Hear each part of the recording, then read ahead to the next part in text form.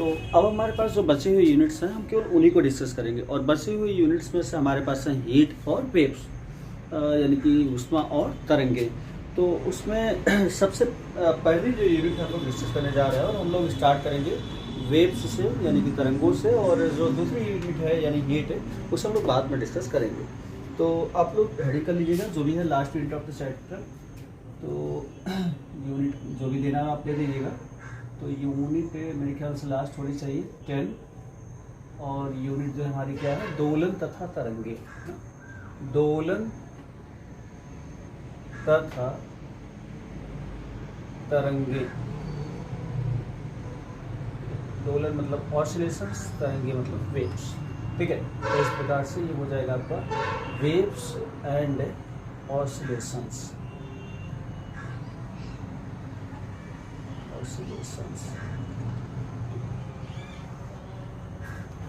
तो इन चैप्टर्स में यानी कि वेव्स एंड ऑसिलेशंस जो है कि दोलन और तरंगे, इसमें तो हम लोग पढ़ेंगे कि जो वेव्स होती हैं ये होती क्या है वेव्स से, और किस प्रकार से हमारे लिए वेव्स यूज़फुल है, या और भी इनके प्रोडक्शन का क्या कारण है, किस तरीके से प्रोड्यूस होती हैं। जैसे कि आप लोग जानते हो कि वेव्स का बड़ा यूज़ है हमारी लाइफ में। अगर हम स्पीक कर रहे हैं तो हमारी जो वॉइस है वो वेव के माध्यम से वातावरण में आगे बढ़ रही है। ठीक है, जो सूर्य से हमें एनर्जी मिल पा रही है, सूर्य से जो धूप पृथ्वी पर आ रही है, क्योंकि वैक्यूम में ट्रेवल करना धूप के लिए आसान होता है, तो वो भी विद्युत चुम्बकीय तरंगों के रूप में, मीन्स वेव्स के रूप में ही आ रही है। ठीक है, तो इस प्रकार से जो हम लोग टेलीविज़न या जितना भी नेटवर्क कम्युनिकेशन है, हमारा मोबाइल सिस्टम ऑपरेट कर रहा है, काम कर रहा है, टेलीविज़न हम लोग देख पा रहे हैं, रेडियो प्रसारण कर पा रहे हैं, सैटेलाइट इमेजेस देख पा रहे हैं, तो ये सारी चीज़ें वेव्स के माध्यम से ही हो पाती हैं। तो वेव्स होती क्या है, उसके बाद ऑसिलेशंस क्या होते हैं, उनके किस प्रकार से यूजेस हम लोग अपने जीवन में कर सकते हैं, तो ये सारी चीज़ें हम लोग यहाँ पर डिस्कस करने वाले हैं। ठीक है, तो वेरी फर्स्ट टॉपिक आप लोग हेडिंग कर दीजिएगा आवर्ती गति। फर्स्ट हेडिंग आपकी रहेगी आवर्ती गति। आवर्ती गति यानी पीरियाडिक मोशन। पीरियाडिक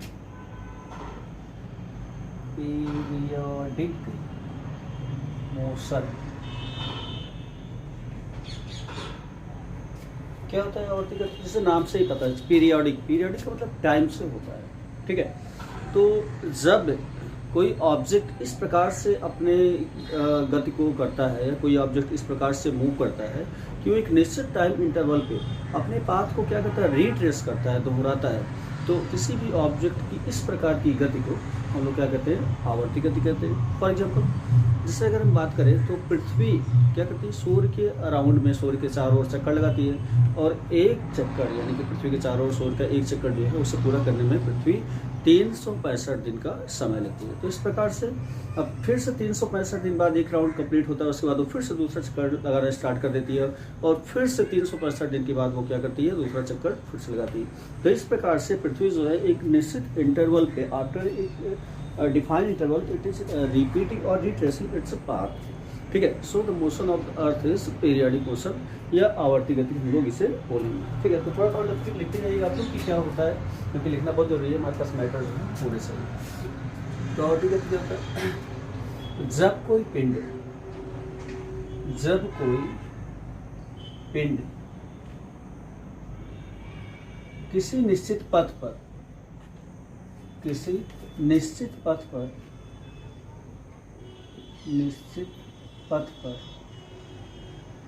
चलते हुए इस प्रकार गति करता है, कि वह एक निश्चित समयांतराल बाद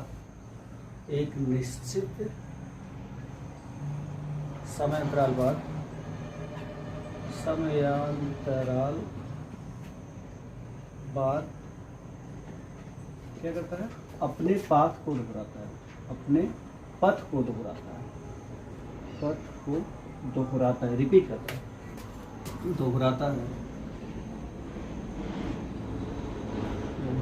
है। तो पिंड की इस प्रकार की गति को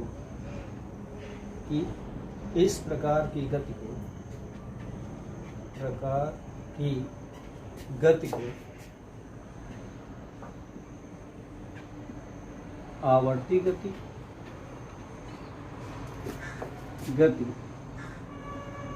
तथा लगने वाले समय अंतराल को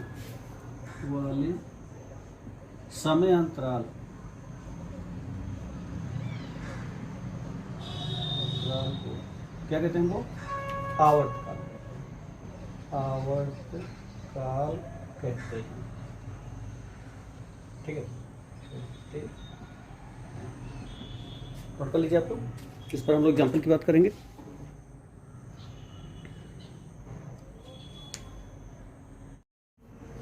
तो इससे संबंधित जो एग्जाम्पल्स हैं उसको हम लोग डिस्कस करते हैं। तो एग्जाम्पल्स में तो उदाहरण एग्जाम्पल्स।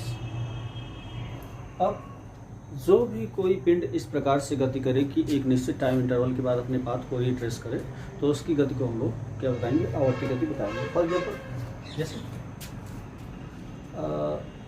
एग्जाम्पल के तौर पर देखो, तो पहला एग्जाम्पल, सूर्य के चारों ओर पृथ्वी की गति। सूर्य के चारों ओर पृथ्वी की गति क्या होता है? आवर्ती गति होती है, पृथ्वी की गति। ठीक है, तो टाइम पीरियड यानी आवर्तकाल कितना होता है? पृथ्वी एक चक्कर पूरा करने कितना समय लेती है? 365 दिन। ये क्या हो जाएगा? आवर्तकाल।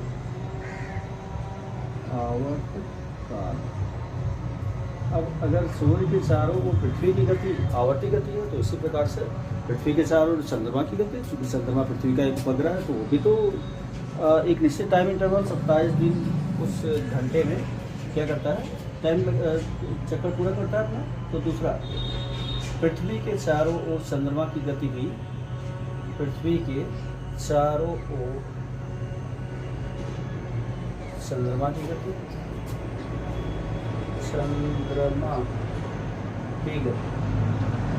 इसका आवर्तकाल कितना होता है? चंद्रमा कितना टाइम लेता है? एक चक्कर पूरा करने 27 दिन 5 घंटे 27.3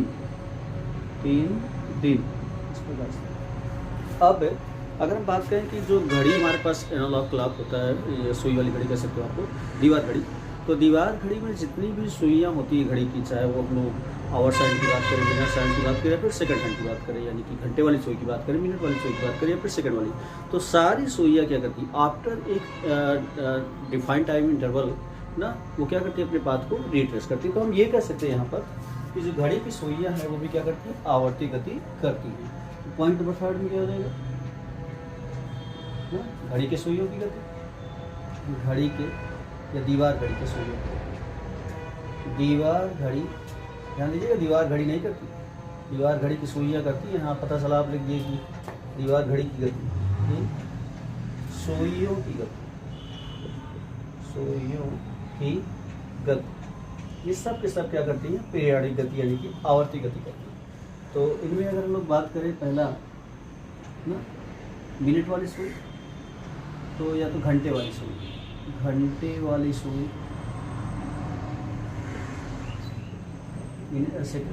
आवर साइड कितना टाइम लेती है?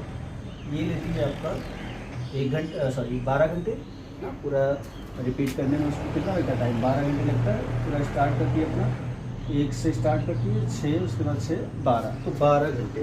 घंटे वाली सुई का आवर्तकाल कितना होता है? आवर्तकालीन टाइम पीरियड इसका कैपिटल टी हम लोग बताएंगे 12 आवर। इसी तरीके से मिनट वाली सुई कितना लेगी? मिनट साइन ये आपका लेगा कितना? 60 मिनट में ना, यहाँ से स्टार्ट करती है तो फिर उसको जाने में पूरा 60 मिनट लगता है, यानी 1 घंटे, तो 1 आवर 60 मिनट्स। और इसी तरीके से अगर हम बात करें सेकंड वाली सुई की, सेकंड हैंड्स की, तो सेकंड वाली कितना टाइम लगेगी? तो 60 t is equal to 60 second which is equal to 1 minute. तो ये 1 मिनट में अपने पाथ को जल्दी से रिट्रेस कर लेती है, दोहरा लेती है। तो सबसे फास्ट स्पीड हम लोग कह सकते हैं कि जो रेखी चाल है इसी की होती है। नोट कर लीजिए आप लोग जल्दी से। तो ये तो हम लोग बात कर लिए आवर्ती गति की, पीरियडिक मोशन जो होते हैं वो क्या होता है ना। फिर दूसरा जो पॉइंट है, टॉपिक है, उसको हम लोग देखेंगे। तो दोलनी गति क्या होता है उसको हम लोग पढ़ेंगे। दूसरी हेडिंग कर लीजिएगा आप लोग, दोलनी गति। वाइब्रेशनल मोशन या ऑसिलेटरी मोशन, इसको दोनों नाम देते हैं हम लोग, ठीक है। या इसी को काल्पनिक गति भी कहते हैं, तो आप दोनों नाम दे सकते हो। तो वाइब्रेशनल मोशन और इसी को हम लोग बोलते हैं, ठीक है, काल्पनिक यानी कि ऑसिलेटरी मोशन, ऑसिलेटरी मोशन। अब इसमें क्या होता है, आप कहोगे पीरियडिक का, तो चलिए ठीक था। आप बताया कि एक निश्चित टाइम इंटरवल के बाद अब क्या करता है, अपनी बात को रिट्रेस करता है, तो उसे हम लोग बोल देंगे पीरियडिक। एग्जाम्पल्स भी जितने थे हम लोग देखें। अब ऑसिलेटरी मोशन की हम लोग कैसे बात करेंगे। तो ऑसिलेटरी मोशन में कोई भी ऑब्जेक्ट जो है अपने पाथ को एक निश्चित टाइम इंटरवल पर रिट्रेस तो करता है, नो प्रॉब्लम, लेकिन ये क्या करता है कि एक निश्चित बिंदु कंसिडर कर लिया था। जैसे कि हम लोग साम्यावस्था की बात करें, तो एक निश्चित बिंदु के इधर उधर यानी टू एंड फ्रो ना, इधर उधर मोशन करता है। तो उसको थोड़ा लिखिएगा। तो जब कोई पिंड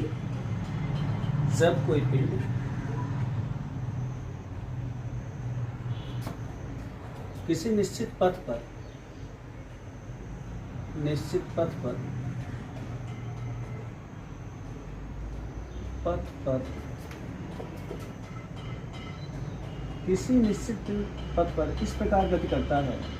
इस प्रकार गति करता है, कि वह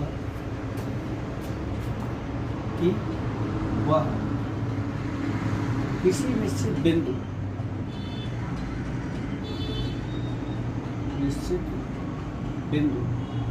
आप ब्रैकेट में लिख दीजिएगा, साम्यावस्था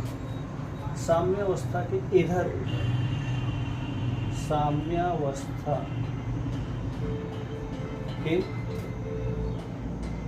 इधर उधर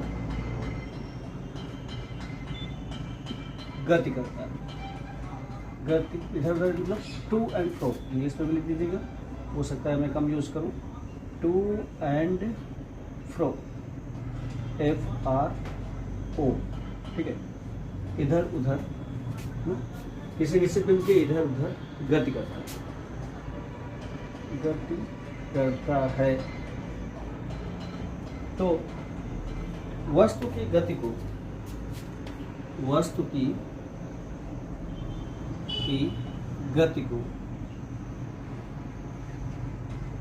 हम लोग क्या बोलते हैं, ऑसिलेटरी मोशन यानी कि दोलनी गति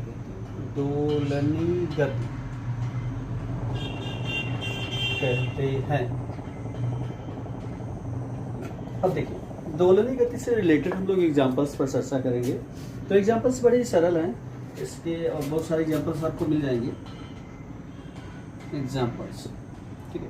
तो पहला अगर एग्जांपल की बात करें, तो हमारे पास जो दीवार घड़ी में जो एक तरीके से पेंडुलम लगा होता है, आप लोगों ने दीवार घड़ी देखी होगी, जो हर घंटे पर सायरन बजाती है, आवाज़ करती है। तो उसमें एक पेंडुलम लगा रहता है जो कि क्या करता है, केवल oscillatory motion to and fro इस प्रकार से धीरे धीरे करता रहता है। तो दीवार घड़ी का जो पेंडुलम है ना, उसकी गति कैसी है, ऑसिलेटरी यानी कि दोलनी गति। पहला, दीवार घड़ी के, ध्यान दीजिएगा हम सुइयों की बात नहीं कर रहे हैं, दीवार घड़ी की पेंडुलम की गति, पेंडुलम की गति। अगर दूसरा एग्जांपल आपको पता है तो दूसरा एग्जांपल आप बड़े अच्छे से जानते हो।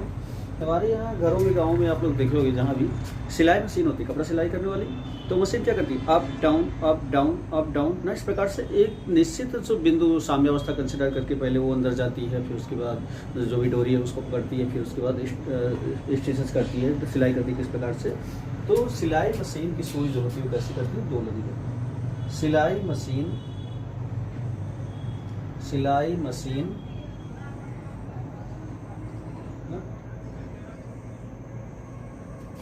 सिलाई मशीन के सोई की गति। हिंदी लिखने में मुझे थोड़ी प्रॉब्लम होती है, आप लोग समझ लीजिएगा, ठीक है। तीसरा पॉइंट, तो तीसरा पॉइंट अगर हम लोग बात करें तो तीसरा जो हमारे पास एग्जाम्पल है, बहुत सारे एग्जाम्पल्स है हमारे पास, तो तीसरा एग्जाम्पल हम लोग बहुत अच्छे जानते हैं, सरल लोलक ना, सरल लोलक की गति, सरल लोलक की गति, सरल लोलक की गति, ठीक है। अब सरल लोलक क्या है तो उसके बारे में हम लोग कैसे जानते हैं, तो ध्यान दीजिएगा, एक चीज़ तो मैं जो आपको क्लियर कर दूं कि मैं ये वीडियो लेक्चर्स जो भी बना रहा हूँ तो मैं अपने लिए नहीं बना रहा हूँ, ठीक है। तो जब भी आप लेक्चर्स को अटेंड करने बैठे हो तो एक तो ये कि आप क्लास अटेंड करने का एक जो प्रॉपर प्रोटोकॉल होता है उसको फॉलो कीजिए। प्रोटोकॉल का क्या मतलब कि आप मोबाइल में पता चला हाथ में लिए हैं, सो रहे हैं, लेटे हैं, किस पोजीशन में कैसे हैं, क्लास अटेंड करें, तो ये सब बिल्कुल मत कीजिए। अगर आपके पास टेबल और चेयर अवेलेबल है तो आप टेबल चेयर का यूज़ करके स्ट्रिक्टली अच्छे से बैठ जाइए। और दूसरी जो ज़रूरी चीज़ है कि you must have a pen and copy, कि आप यहाँ पर लेक्चर्स को अटेंड कर रहे हो तो क्या चीज़ें डिस्कस हो रही हैं उनको आप देख रहे हो, उनको आप नोट कर रहे हो, ठीक है। तो अगर आपके पास पेन कापी है नहीं तो आप कथा सुनने थोड़ी बैठे हो, और जो भी इससे रिलेटेड जो प्रॉब्लम्स अगर आपको हुई तो उन प्रॉब्लम्स को आपको नोट करना है, और बाद में जब सेशन हमारा ओवर हो जाए, जब भी आपको कमेंट करना हो तो आप कमेंट कर दीजिए, तो उससे रिलेटेड जो प्रॉब्लम्स है उनको मैं वहीं पे क्लियर करने की कोशिश करूँगा जब भी मैं मैसेज देखूँगा, कमेंट आपके देखूँगा। तो बहुत ज़रूरी है, और जितनी भी चीज़ें नोट हो रही तो इसमें आप ऐसा मत सोचिए कि क्या हमारे लिए इम्पोर्टेंट है और क्या हमारे लिए इम्पोर्टेंट नहीं। पेपर में जो बोर्ड पर जो चीज़ें डिस्कस की जा रही हैं वो सब की सब चीज़ें आपके लिए बहुत इंपॉर्टेंट है, वेरी इंपॉर्टेंट, ठीक है। तो each and every topic we have to note carefully, ठीक है, ध्यान दीजिएगा। तो सरल लोलक की गति, तो सरल लोलक को हमें पढ़ना है कि सरल लोलक क्या होता है, मैं इसके बारे में आपको बताऊंगा। उससे पहले क्या और एग्जाम्पल आपको देता हूँ, तो जो एग्जाम्पल है यानी कि ऑसिलेटिंग मोशन का चौथा, तो आप लोगों ने बचपन में झूला बहुत झूला होगा, अभी भी झूलते होंगे ना। हमारे यहाँ जो नागपंचमी का पर्व मनाया जाता है गांव में, कितने अच्छे अच्छे झूले लगते हैं, बड़े मतलब एक पैमाने पर वहाँ पर लोग, औरतें, महिलाएं, बूढ़े, बच्चे सब इकट्ठे होते हैं और इस तरीके से पर्व को किस तरीके से गाँव में सेलिब्रेट किया जाता है अभी भी, ठीक है। तो झूले की गति, कौन से झूले, हम राउंड अबाउट की बात नहीं कर रहे, ध्यान दीजिएगा। आप बड़े बड़े मेलों में जाते हो तो आप पर देखते हो राउंड अबाउट लगा रहता है, तो राउंड अबाउट वाला जो झूला है वो क्या कर रहा है, वो केवल पीरियाडिक मोशन कर रहा है, एक निश्चित टाइम इंटरवल के बाद क्या कर रहा है, अपने पाथ को रिट्रेस कर रहा है। जबकि जो कॉमन झूला होता है, जो सिंपल एक रस्सी की सहायता से, या तो फिर आप देखते होंगे कि भगवान कृष्ण जो वृंदावन में, गोकुल में झूला करते थे, ठीक है, तो वो वाला झूला आप कंसिडर कर लीजिएगा। तो चौथा कौन सा होगा, झूले की झूले की गति। तो झूला भी क्या करता है, ऑसिलेटरी मोशन ही करता है, ठीक है, वो कभी भी झूले की गति ना। तो ये टॉपिक से यहाँ पर आप लोग पॉइंट्स जो है वो नोट कीजिए, फिर इससे रिलेटेड और बातें हम लोग डिस्कस करते हैं।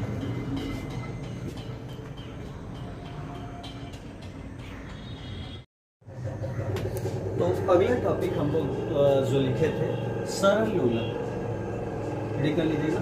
सरल लोलक दोलनी गति का एक बड़ा ही अच्छा उदाहरण है सरल लोलक, सिंपल पेंडुलम, सिंपल पेंडुलम, ठीक है, ध्यान दीजिए, बहुत ही इंटरेस्टिंग टॉपिक है, एक तरीके से कह सकते हैं। तो सरल लोलक क्या होता है, तो सरल लोलक क्या है, एक समायोजन है, एडजस्टमेंट है, ठीक है। तो थोड़ा सा इसके बारे में लिख देते हैं आपको समझाने से पहले, क्योंकि वही चीज़ मैं एक बार बोलूँगा फिर से एक बार लिख दूंगा, तो इससे बढ़िया है कि इसको डायरेक्टली लिख देते हैं। आप लोग क्या कीजिएगा, लिखना स्टार्ट कीजिएगा। देखिए एक चीज़ करिएगा कि अगर वीडियो लेक्चर 1 घंटे का है तो उसको कोशिश करिएगा कि 1 घंटे में ही कवर हो, और उसके लिए क्या करना है, आपको बस मेरे साथ रहना है, मतलब कि जिस तरीके से मैं बोल रहा हूँ, समझा रहा, तो आप चीज़ों को समझिए। जब मैं लिखना स्टार्ट करूँ तो आप चीज़ों को लिखिए। अगर मैं लिखने में आपसे तेज निकल जा रहा हूँ तो आप वीडियो को पॉज करके देख लीजिए, ठीक है। तो आपके हिसाब से ही पूरी वीडियो बताई जा रही है, उसमें किसी भी प्रकार से आपको प्रॉब्लम ना हो, इस चीज़ को बहुत अच्छे से ध्यान दिया जा रहा है। तो सरल लोलक, सिंपल पेंडुलम ना, तो थोड़ा सा इसके बारे में हम लोग लिख लेते हैं। तो क्या होता है, तो ना, यह एक ऐसा समायोजन है, यह एक ऐसा समायोजन है, ऐसा समायोजन, एडजस्टमेंट समायोजन है जिसमें, यह एक ऐसा समायोजन है जिसमें धातु के ना, आप मेटालिक लेंगे, धातु के सूक्ष्म तथा भारी, ठीक है, चीज़ों को समझिएगा, कहने का मतलब क्या कहा जा रहा है, सूक्ष्म तथा भारी पिंड को ना, एक अवितान्य नॉन स्ट्रेचेबल तान्य ना, डोरी की सहायता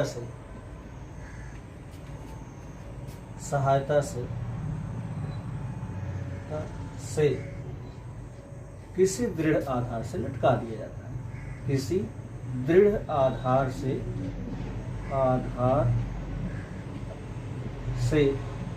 लटका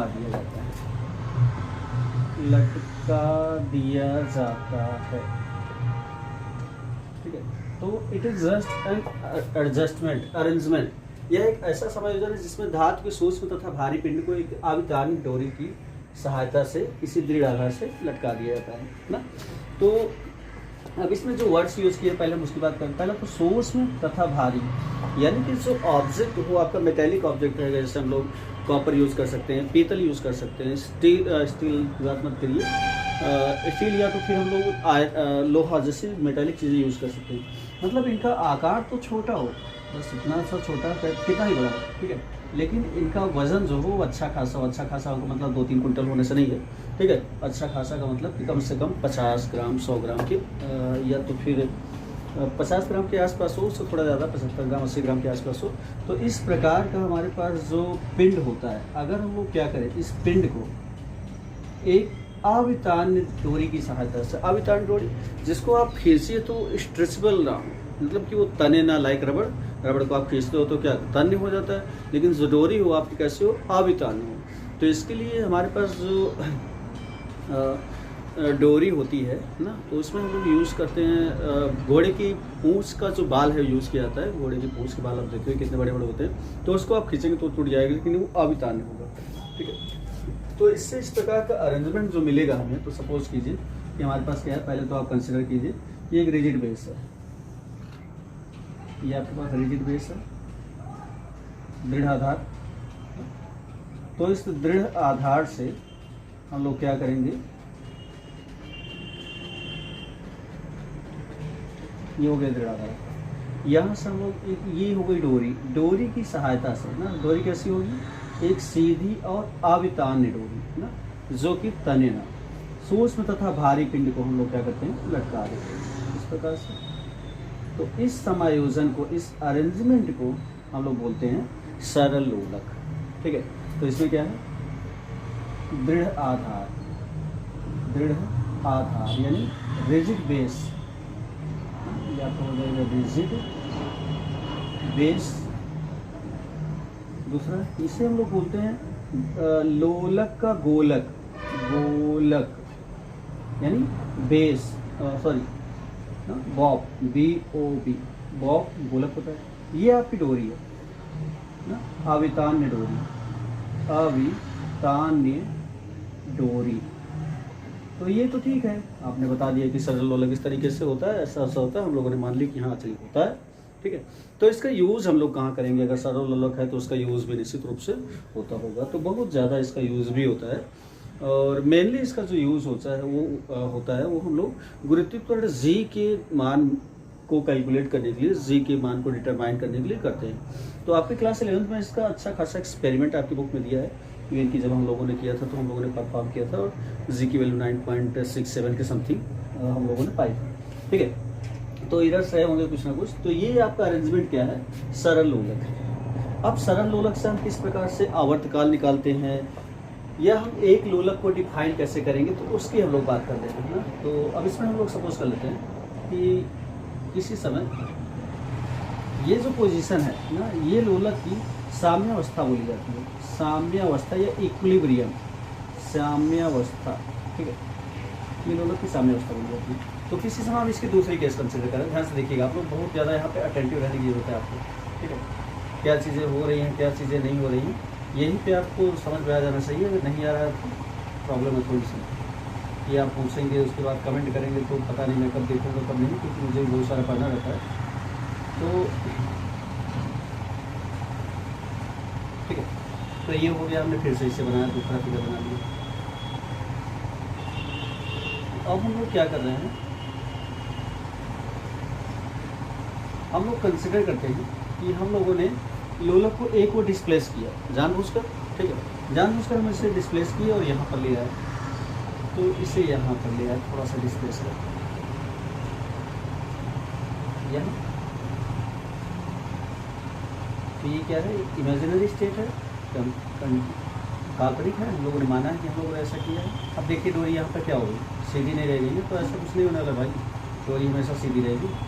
तो आप इसे, हाँ ज़्यादातर सीधी जो है अपने सामने और सम रहेगी, बात अलग है, लेकिन फिर भी आपको स्ट्रेट ही रखना है। तो डोरी को स्ट्रेट ही रखिए, आप सीधी रखिए तो ज़्यादा अच्छा है। तो हम लोगों ने कंसिडर किया कि इसको थोड़ा सा इधर की ओर डिस्प्लेस कर दिए, जानबूझ कर कर रहे थे, ठीक है। उसके बाद जब इधर की ओर डिस्प्लेस कर दिए और उसके बाद हम क्या करते हैं, इसको छोड़ देते हैं। तो जब छोड़ेंगे तो ये क्या करेगा, तो ये इधर की ओर आएगा। अब सामने अवस्था पड़ चुकी है, रुकने का प्रयास करेगा तो रुक नहीं पाएगा, क्योंकि उसको छोड़ने पर इसमें ऑलरेडी काइनेटिक एनर्जी आ रही है। तो काइनेटिक एनर्जी से वो क्या करेगा, इधर की ओर आ जाएगा यहाँ तक। तो क्या यहाँ पर रुक पाएगा, नहीं, फिर से आगे जाएगा। तो इस प्रकार से इस साम्य अवस्था के टू एंड फ्रो, इधर उधर ये क्या करेगा, दोलन करना स्टार्ट कर देगा, ठीक है। तो अब इसके दोलन से तो हम लोग तुरंत ही निकाल लेंगे कि जो हमारे पास सिंपल पेंडुलम है उसका दोलन कितना है और दोलन करने में वो समय कितना ले रहा है। तो मीन्स हम इसका टाइम पीरियड कैलकुलेट करेंगे। तो टाइम पीरियड से पहले तो पहली चीज़ जो है हम लोग ये देखते हैं कि इसका हम लोग जो दोलन है वो कैसे डिसाइड करेंगे कि एक दोलन कितना होता है, ठीक है। तो एक दोलन के लिए कितना, तो हम लोग क्या करेंगे, अब देखिए जब आप एक्सपेरिमेंट को कर रहे हो तो आपके पास एक स्टॉप वॉच होनी चाहिए ना, और आपने इसको क्या किया, यहाँ पर एक पोजीशन पर ले आने के बाद स्टॉप वॉच हाथ लिए, इसको छोड़ दिए। तो जैसे ही अपनी मेन पोजीशन पे पहुँचा तो आपने स्टॉप वॉच को पुश कर दिया, यानी कि उसका जो स्विच है ऑन कर दिया। तो अब इसका देखते रहिए कि दूसरे साइड में मैक्सिमम डिस्टेंस तक जाने में, उसके बाद फिर से दूसरे साइड में मैक्सिमम डिस्टेंस तक आने, और पुनः जब वो क्या करेगा, रिटर्न होकर इक्विलिब्रियम में आएगा, उसी समय आप स्टॉप वॉच को फिर से प्रेस कर दीजिए, ठीक है। तो देखिए मैं बता रहा हूँ, तो इसको आपने यहाँ तक ले आया, इसके बाद छोड़ दिया, तो उसको मत काउंट कीजिए। फिर आप देखिए कि ये इक्विलिब्रियम इसकी है, इसकी इक्विलिब्रियम को इस तरीके से बना लीजिए, इक्विलिब्रियम। तो इक्विलिब्रियम तक आया ना, तो इक्विलिब्रियम जैसे ही आया तो आप स्टॉप वॉच को क्या करना है, ऑन कर देना है। फिर देखना है कि ये क्या करता है, मैक्सिमम पोजीशन तक कितना जाए। तो हो सकता है मैक्सिमम डिस्टेंस यहाँ तक आए, तो दूसरी केस जो है इसकी,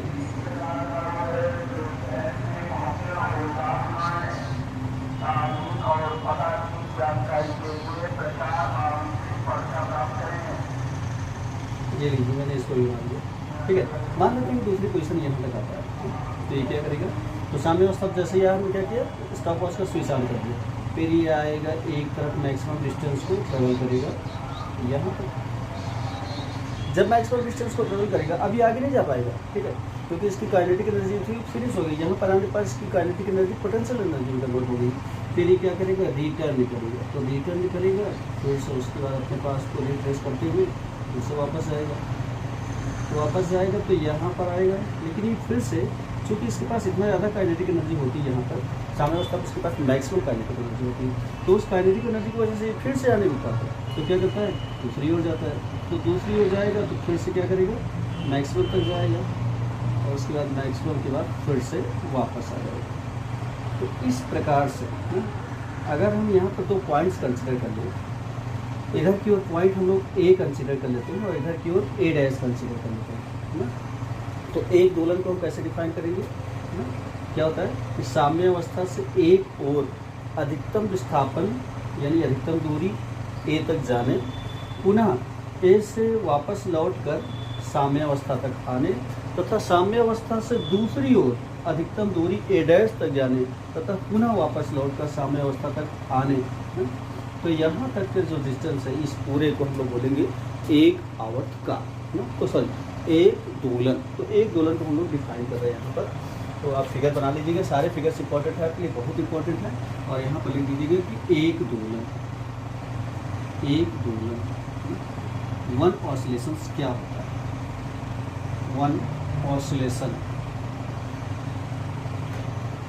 कैसे होता है। तो क्या होता है वन ऑसिलेशन, तो लोलक के या सरल लोलक के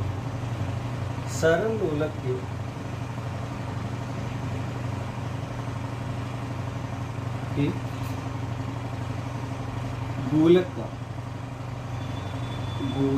का समय अवस्था को बता दीजिए, कोई पॉइंट आप वो बता दीजिए। ओ सरल लोलक के गोलक का साम्यावस्था ओ से, साम्यावस्था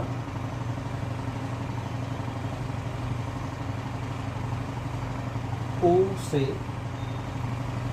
एक और अधिकतम विस्थापन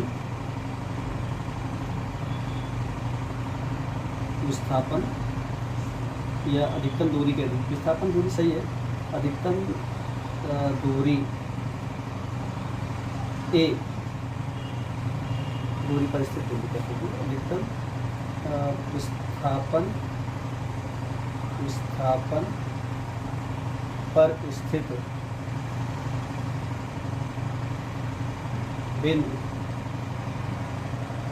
क्या ए तक जाना, जाने पुनः ए से लौटकर साम्यावस्था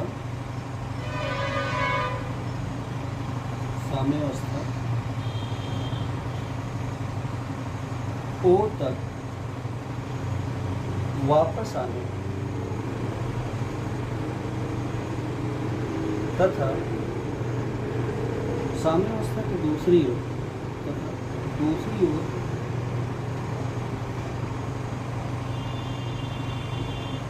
अधिकतम विस्थापन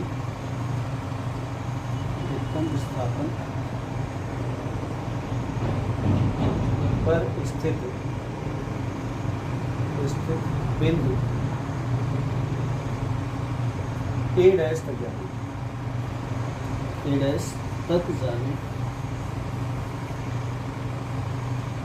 तथा अंत में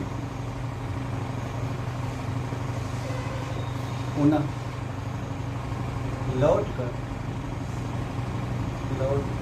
साम्यावस्था तक आने को, साम्यावस्था तक वापस आने को क्या कहते हैं, तो एक दोलन, ठीक है कहते हैं। तो ये बड़ी इंपॉर्टेंट क्वेश्चन है कि हम एक दोलन को डिफाइन कैसे करेंगे ना। आपके माइंड में इस प्रकार से क्वेश्चन हो सकता है कि आपने इसको क्या किया, यहाँ से पकड़ा और छोड़ दिया, जैसे छोड़ा स्टॉप वॉच प्रेस कर दिया, यहाँ से यहाँ तक गया, उसके बाद फिर से वहाँ पर आ गया ना, तो हम लोग कहे एक दोलन में। लेकिन ऐसा बिल्कुल भी नहीं है। इस चीज़ को, इस एक्सपेरिमेंट को करते समय आपको यही ध्यान देना है कि एक दोलन को हम कैसे डिफाइन करेंगे कि स्टॉप वॉच आपको कब प्रेस करना है, जब जो हमारा पिंड है वो साम्यावस्था पे आ जाए, ठीक है। तो इसे नोट कर लीजिए, बहुत इंपॉर्टेंट चीज़ है।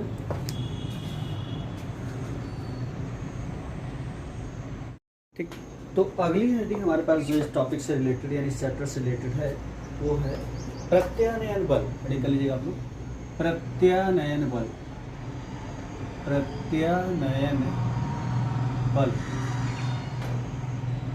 यानी रीस्टोरिंग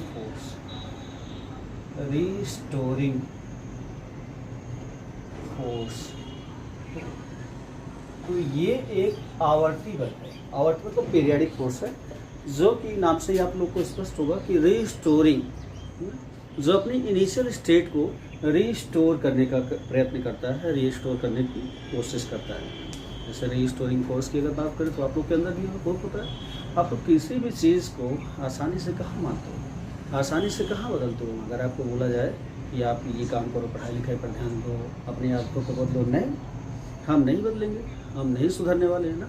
क्योंकि आपके अंदर जो ये प्रवृत्ति है रीस्टोर करने का कि हमारी जैसी कंडीशन थी हम वैसे ही रहेंगी ना, we are not going to rise our own state ना, we are in fixed state and this state is comfortable for us. ठीक है, तो इस तरीके से जो रीस्टोरिंग फोर्स होता है, अब देखिए जैसे कि जब हम लोग क्या हुआ कि हमारे पास एक सिंपल पेंडुलम का एक अच्छा एग्जांपल यहाँ पर दिया जा सकता है, तो आप लोग बार बार ये मत परेशान होइएगा कि सर बार बार सिंपल पेंडुलम यानी सरल लोलक को ही बता रहे हैं, तो ऐसा कुछ नहीं है। तो यहाँ से काफ़ी चीज़ें क्लियर हो जाती हैं सिंपल पेंडुलम से। तो ये क्या हुआ, इसमें हम लोगों ने सिंपल पेंडुलम बनाया, सरल लोलक बना दिया, ठीक है। और उसके बाद ये हो गया आपका बॉब, डोरी की सहायता से उसको लटका दिया। फिर अब क्या करेंगे, जब हम लोग इस बॉब को एक और विस्थापित कर देंगे, ठीक है, एक और विस्थापित किए, यहाँ तक ले आ लिए, डिस्प्लेस कर दिए और उसके बाद छोड़ दिए। सपोज करो यहाँ तक ले आ लिए,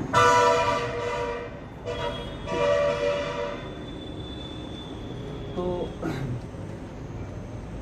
अब जब हमने इसको क्या किया कि इधर की ओर विस्थापित किया, ठीक है, उसके बाद छोड़ा, तो जब छोड़ा तो ये यहाँ पे आएगा, फिर अगली साइड में आ जाएगा। तो होता है क्या कि जब ये साम्यावस्था की ओर पहुँचेगा, तो जब इसको हम लोग यहाँ पर ले आए हैं तो इस पर एक फोर्स तुरंत ही एक्ट करना स्टार्ट कर दिया है, और वो फोर्स डायरेक्टेड किधर है, साम्यावस्था की ओर, ठीक है। जो क्या काम कर रहा है, काम क्या कर रहा है, वो ये करना चाह रहा है कि इसकी कंडीशन स्टेट को वापस ले आ जाए। कहाँ लेकर चल दी इसे ना, आप इतना दो डिस्प्लेस क्योंकि हम लोगों ने डिस्प्लेसमेंट कितना किया, मान लेते हैं हम लोग मैक्सिमम डिस्प्लेसमेंट जो है वो एक्स है, एक्स तक डिस्प्लेस कर दिया।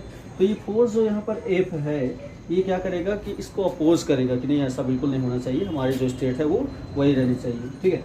इस तरीके से ये क्या करेगा, तुरंत ही इधर की ओर देखिए डायरेक्टेड है इक्विलिब्रियम की ओर। फिर ये ऑब्जेक्ट जब आएगा तो यहाँ पर चूंकि इसके पास जो काइनेटिक एनर्जी बहुत ज़्यादा रहेगी साम्य अवस्था में, और इसलिए आगे की ओर चला जाएगा। तो जब ये ऑब्जेक्ट यहाँ पर आ जाएगा किसी में, आप ध्यान से समझिएगा, बहुत अच्छे समझ आएगा, ठीक है। हम लोग मान लेते हैं कि ये ऑब्जेक्ट यहाँ पर आ गया, ठीक, ऑब्जेक्ट यहाँ पर आ गया। तो अभी तक जब ऑब्जेक्ट यहाँ पर था तो उस पर जो प्रत्यानियत बल था वो किधर की ओर डायरेक्टेड था, इक्विलिब्रियम की ओर।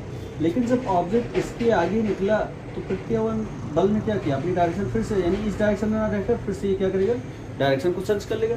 यानी हमेशा जो ऑब्जेक्ट हमारा है, जो गोलक है, उसको साम्य अवस्था में ले आने का प्रयत्न करेगा। तो इसीलिए इस बल को हम लोग क्या कहते हैं, प्रत्यानयन बल या रीस्टोरिंग फोर्स, जो कि उसकी इनिशियल कंडीशन को यानी साम्य अवस्था को रीस्टोर करना चाहता है, ठीक है। तो इसको आप लोग लिख दीजिएगा, प्रत्यानयन बल क्या होता है। तो जब किसी लोलक को या लोलक के किसी गोलक को, जब सरल लोलक के गोलक को, सरल लोलक को या सरल लोलक के गोलक को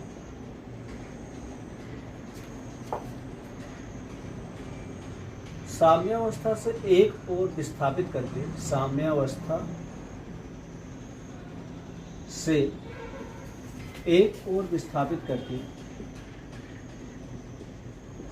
विस्थापित करके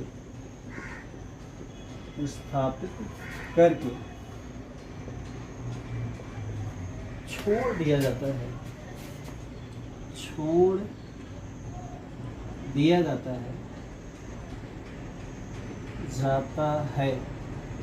तो किसी लोलक किसी गोलक को साम्यावस्था के एक ओर विस्थापित करके छोड़ दिया जाता है, तो उस पर एक आवर्ती बल, इसे हम बोल सकते हैं, आवर्ती बल कार्य करने लगता है, पीरियडिक फोर्स, आवर्ती बल कार्य करने लगता है, कार्य करने लगता है, जो उसे ना, यानी कि उस ऑब्जेक्ट को, गोलक को, जो उसे साम्यावस्था की ओर लाने का प्रयत्न करता है, साम्यावस्था की ओर लाने का प्रयत्न करता है, ठीक है। तो इस बल को, इस आवर्ती बल को क्या कहते हैं वो, प्रत्यानयन बल कहते हैं, प्रत्यानयन बल या रिस्टोरिंग फोर्स कहते हैं। यह बल सदैव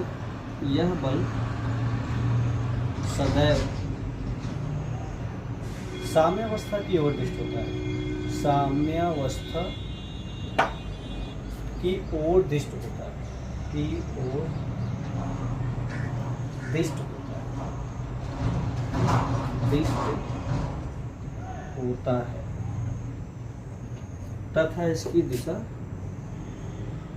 तथा विस्थापन के अनुक्रमानुपाती होता है, विस्थापन के विपरीत होता है, डायरेक्टली प्रोपोर्शनल, विस्थापन के अनुक्रमानुपाती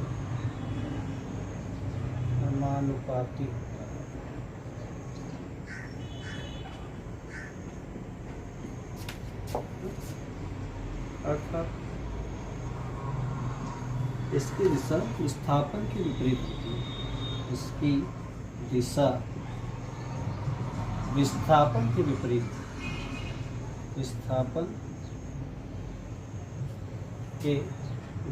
होती है, इसको समझिएगा कैसे विस्थापन के विपरीत। ठीक है, आप क्या कर रहे हो, विस्थापित कर रहे हो ना, तो अनुक्रमानुपाती तो होता है, एक डायरेक्टली प्रोपोर्शनल टू एक्स। आप जितना ज़्यादा विस्थापन इसमें बढ़ाओगे उतना ही ज़्यादा इसमें प्रत्यानयन बल लगेगा, लेकिन डायरेक्शन क्या है, विस्थापन आप इधर की ओर बढ़ा रहे हो, प्रत्यानयन बल अपोजिट डायरेक्शन में काम कर रहा है। ठीक है, यानी F is directly proportional to minus x.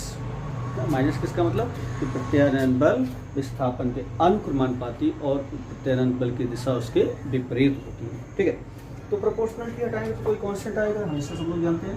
तो F is equal to minus K into X. ठीक है, नोट कर लीजिए, जहाँ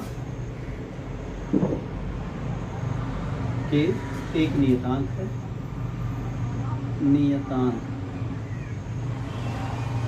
है, जिसे क्या कहते हैं हम लोग, बल नियतांक या प्रत्यानयन बल नियतांक, बल नियतांक कहते हैं। ठीक है, नोट कर लीजिए जल्दी से।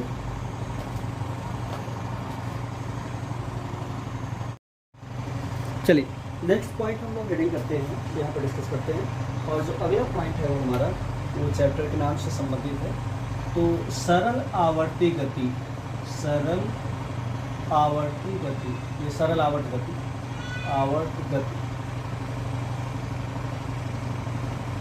Simple harmonic motion, simple harmonic motion. ठीक है, तो इससे इतना बड़ा नाम लेने से अच्छा है हम लोग शॉर्ट में इसको बोलते हैं SHM, सिंपल हार्मोनिक मोशन, सरल आवर्ती गति। तो आवर्ती गति का ही एक विशेष, एक स्टैंडर्ड केस है। अच्छा, इस चीज़ को पढ़ने से पहले एक क्वेश्चन मेरे माइंड में आ रहा है, अगर आपसे कोई ऑसिलेटरी यानी कि दोलनी गति और आवर्ती गति में रिलेशन पूछता है या डिफरेंस पूछता है, तो आप कैसे बताओगे कि दोलनी गति और आवर्ती गति में क्या अंतर है? तो क्या दोलनी गति आवर्ती गति हो सकती है, या क्या आवर्ती गति को दोलनी गति के जैसे डिफाइन किया जा सकता है? तो इस पॉइंट पे आप क्या उत्तर दोगे? तो जो उत्तर है वो ये है कि जो आपकी दोलनी गति है वो पीरियाडिक हो सकती है। पीरियाडिक इसलिए हो सकती है कि अगर दोलनी गति है तो हो सकता है कि वो एक इक्वल टाइम इंटरवल पे रिपीट कर रहा हो, जैसे कि एग्जांपल के तौर पे आप दो कंसिडर कर सकते हो, झूला या तो फिर इस तरीके से जो सरल लोलक है, दोलनी तो है लेकिन दोलनी होने के साथ साथ पीरियाडिक भी है कि एक निश्चित टाइम इंटरवल पे अपने पाथ को रिट्रेस भी तो कर रहा है, भले किसी साम्यावस्था की इधर और उधर दोलन कर रहा है, लेकिन उसके साथ साथ जो इसका टाइम इंटरवल है वो तो फिक्स है। तो अब ज़रूरी नहीं कि हमेशा फिक्स ही हो ना, इस प्रकार का अगर कभी आता है कि वो हमेशा फिक्स रहे, तो इस प्रकार के ऑसिलेशन को हम लोग बोलते हैं फोर्स्ड ऑसिलेशन या प्राणोदित दोलन। ऐसा होता नहीं है एक्चुअल में। तो होता क्या है कि अगर कोई सिंपल पेंडुलम ना एक बार उसको साम्यावस्था स्थापित करके छोड़ देंगे तो क्या वो अनंत काल तक दोलन करता रहेगा? नहीं, ऐसा नहीं होना है। धीरे धीरे धीरे धीरे दोलन करते करते वो क्या करेगा? साम्यावस्था में आ जाएगा, विरामावस्था में आ जाएगा, रुक जाएगा। तो क्यों? क्योंकि जो प्रत्यानयन बल उस पर है वो लगातार एक्ट करता जाए, कार्य करता जाए। क्यों कार्य करता है? क्योंकि बाहर का जो रेजिस्टेंस है वो भी तो प्रत्यानयन बल की हेल्प करेगा। बाहर का रेजिस्टेंस, एयर का रेजिस्टेंस, दुनिया भर की जो चीज़ें हैं, तो उससे वो क्या करेगा? रेस्ट में आ जाएगा। तो इसका मतलब कि अगर वैक्यूम वगैरह में सिंपल पेंडुलम को रख दिया जाए और उससे दोलन करा दिया तो करता ही रहेगा, निश्चित रूप से करता रहेगा। ठीक है, तो क्योंकि वहाँ पर कोई भी एटमॉस्फेयर प्रेजेंट नहीं है। अगर निर्वात में किसी सरल लोलक को रख कर उसको दोलन करा दिया जाए तो अनंत काल तक दोलन करता ही रहेगा। तो ध्यान दीजिएगा। तो इसको मैं यहाँ पर एक इंपॉर्टेंट नोट भी लिखवा दे रहा हूँ। सरल आवर्त गति आपने हेडिंग किया है हालांकि, तो इससे पहले एक रीमार्क या नोट लिख दीजिएगा, नोट NOT। ठीक है, रिमार्क। तो रिमार्क क्या है कि हर जो दोलनी गति है वो आवर्ती गति हो सकती है ना, लेकिन आवर्ती गति का दोलनी गति होना आवश्यक नहीं है। यानी आवर्ती गति कभी भी दोलनी गति नहीं हो सकती। क्योंकि वो तो एक निश्चित टाइम इंटरवल बात कर तो रिपीट कर रही है अपने प्रात को एक निश्चित डायरेक्शन में, दोनों डायरेक्शन में थोड़ी, इधर भी है उधर भी है, ऐसा नहीं। तो रिमार्क आपको यही लिखना है कि जो दोलनी गति है, दोलनी गति ये क्या गति है? आवर्ती गति हो सकती है, आवर्ती गति हो सकती है, हो सकती है, लेकिन आवर्ती गति कभी भी दोलनी गति नहीं हो सकती, कभी भी दोलनी गति नहीं हो सकती, गति नहीं हो सकती। ठीक है, तो यही इंपॉर्टेंट पॉइंट है, आप लिख दीजिए जल्दी से, मैं इसे इरेज कर दूँ, उसके बाद हम लोग डिस्कस करेंगे। तो नोट कर लीजिए जल्दी से।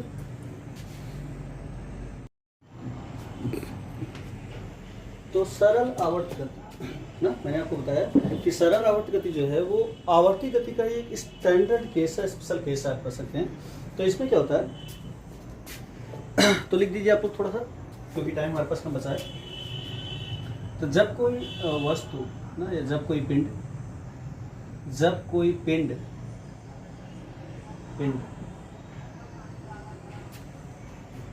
साम्यावस्था के इधर उधर, साम्यावस्था के इधर उधर कोई पिंड ना करके सिंपल लोलक, सरल लोलक को ही आप लीजिए, इसमें ज़्यादा अच्छा रहेगा। जब कोई सरल लोलक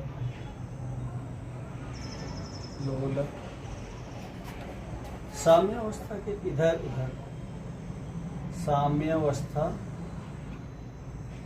के इधर उधर यानी टू एंड फ्रो, इधर उधर इस प्रकार गति करता है, इस प्रकार गति करता है कि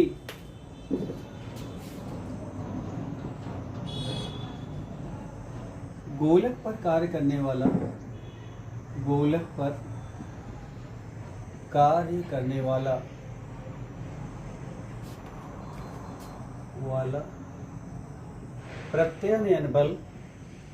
प्रत्यानयन बल, ठीक है, क्या हो? विस्थापन के अनुक्रमानुपात में, विस्थापन के रिकॉर्ड हो रहा है, हाँ हो रहा है, विस्थापन के अनुक्रमानुपाती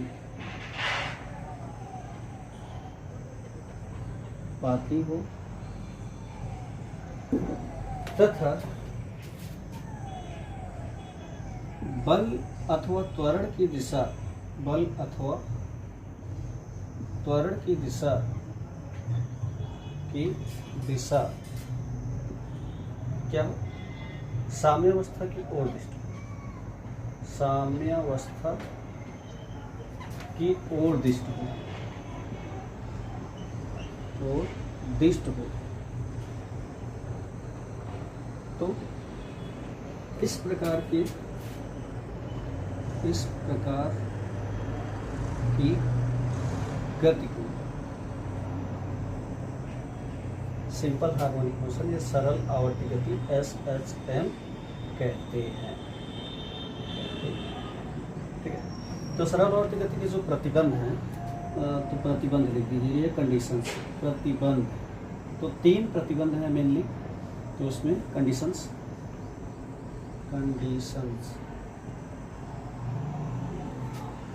ठीक है। तो पहली कंडीशन ये है कि वस्तु की गति साम्यावस्था के इधर उधर और एक सीधी रेखा में होनी चाहिए। यहाँ पर ये इंपॉर्टेंट पॉइंट है, ठीक है ना। लोलक की गति या वस्तु की गति, लोलक की गति साम्यावस्था के इधर उधर, साम्यावस्था के इधर उधर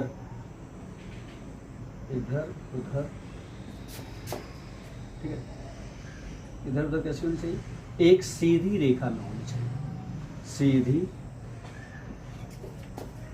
रेखा में होनी चाहिए,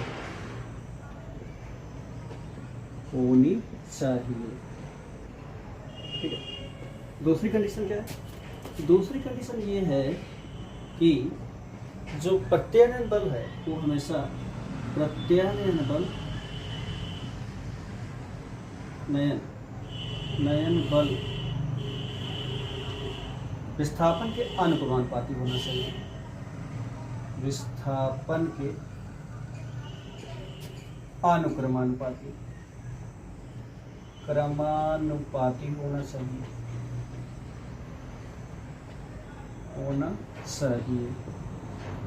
और तीसरी कंडीशन है वो ये है कि जो प्रत्यानयन बल अथवा त्वरण है, प्रत्यानयन बल अथवा त्वरण क्या होना चाहिए, साम्यावस्था की ओर दृष्टि होना चाहिए, साम्यावस्था की ओर दृष्टि होना चाहिए, दिस मतलब डायरेक्टली। तो अगर कोई सिंपल लोलक या कोई भी ऑब्जेक्ट इन तीनों कंडीशंस को फॉलो करता है तो उस ऑब्जेक्ट की जो गति है, ऑसिलेटरी गति है, उसे हम लोग ऑसिलेटरी ना बोलकर क्या बोलेंगे, सरल आवर्ती गति, सिंपल हार्मोनिक मोशन। ठीक है, अब चलिए इसको समझिए थोड़ा सा। तो इसमें ये लोलक की गति साम्यावस्था के इधर उधर तो ठीक है, यहाँ तक तो आप लोग जान, एक सीधी रेखा में, इसका क्या मतलब, ठीक है। इस चीज़ को हम लोग समझते हैं, यहाँ पर थोड़ा सा देखिएगा, आप लोग चीज़ों को समझने की स्टार्ट कीजिएगा। तो आप लोगों ने झूला बहुत झूला है ना, झूले वाले कंसेप्ट को हम फिर से यहाँ पर रिपीट करना चाहेंगे। तो देखिए, सपोज कीजिए कि ये हमारे पास क्या है, एक सरल लोलक है इस प्रकार से। तो जब हम लोग इसका लैब में एक्सपेरिमेंट करते हैं, ध्यान से देखिएगा, तो लैब में जब हम एक्सपेरिमेंट करते हैं तो जब सरल लोलक का गोलक इस प्रकार से लटक रहा होता है तो इसके नीचे हम एक स्ट्रेट लाइन ड्रॉ करते हैं चाक से।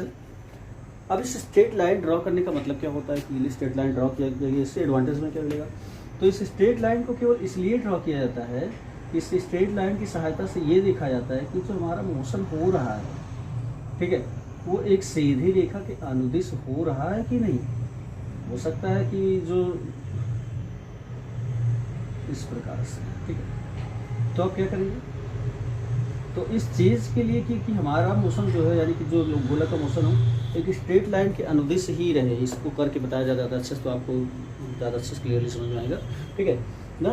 तो इसके लिए हम इसके डिस्प्लेसमेंट को बहुत ज़्यादा नहीं रखते, क्यों, पता चला पकड़े और खींच दिए यहाँ तक जब छोड़ दिए तो क्या स्ट्रेट लाइन के अंदर रह जाएगा। जैसे फॉर एग्जांपल आप देखिए कि झूले में जब आपको खूब दूर तक खींच कर छोड़ा जाता है तो क्या आप एक स्ट्रेट लाइन के अंदर अंतर्गत आते हो, नहीं, आप किसी भी डायरेक्शन में घूम जाते हो। पता चला कि जाकर कहीं पेड़ से दीवार से टकरा गए, कहीं से टकरा गए ना, देखते हो ना आप लोग, ठीक है। तो इसीलिए चूँकि हम क्या कर रहे हैं, सरल लोलक की कंडीशन तभी फॉलो करेंगे जब ये क्या हो, ट्रू एंड फोर्थ इधर उधर गति करने के अलावा एक सीधी रेखा में गति करे। तो इसके लिए ज़रूरी है कि जो आपका गोलक का डिस्प्लेसमेंट है वो बहुत ज़्यादा ना करना, ठीक है। इतना आता है, ठीक है, अगर आप इतना कर देंगे, अगर इसको यहाँ खींच के डाल दिए तो फिर ये स्ट्रेट लाइन में नहीं रह जाएगा, इसके ऑसिलेशन जो है चल जाएंगे, ठीक।